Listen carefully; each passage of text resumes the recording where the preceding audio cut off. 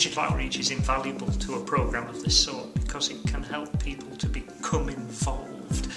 It encourages the community to feel part of the process. People who find technology difficult are always going to need help from somebody else who can just encourage them and provide them with reassurance.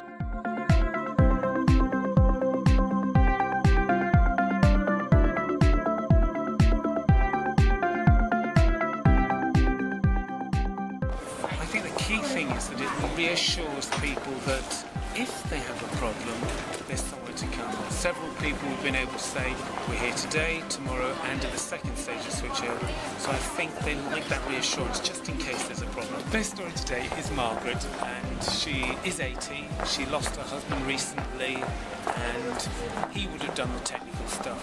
Her television's in the lounge, phone in the hallway. She'd been trying to phone and get guidance, running between halls. It wasn't working. So I had to give her some very clear information and really just lower her anxiety about the whole process. And she's going back to have a go again, and she's really delighted to know we're here tomorrow as well. So that was about really managing anxiety levels in someone who was clearly struggling with it and was quite concerned at losing her TV.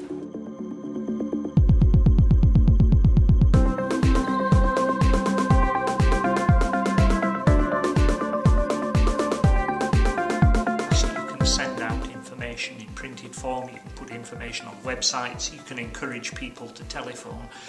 Vulnerable people are always going to find it difficult to interact with traditional technologies, and they can be helped through the more granular reach that digital outreach can offer to a project. Overall, about a project of this nature is that it seems very complex from the outside, but involving local people in helping local people, it brings it all down to a level where everybody can cope. It's enabled us to reach down into the community, and we just simply wouldn't have been able to do that.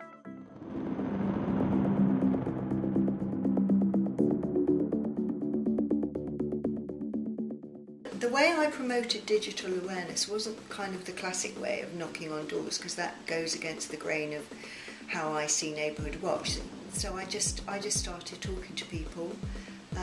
I spoke to the postman, and I spoke to people that were in the community that looked after some of the elderly people, general neighbours, anyone that I was in a community, and there was someone that I thought looked a bit vulnerable. So my role was to try and help them to help themselves, but not to kind of make them feel as if they were stupid, because I think a lot of people were saying to me that they didn't want to ask people for help because they were fiercely proud, really. So I think that people like us in Neighbourhood Watch, who are out there to make people feel safer in their community and to help prevent crime, and people like us that can go out there and help people with digital, I think are absolutely valuable. Oh, so relieved, I can't tell you, and I am so grateful to Carol, because without Carol I wouldn't have a television to watch. And when you live alone, it really does become the noise in the back of the room, which is almost a substitute for having a loved one living with you.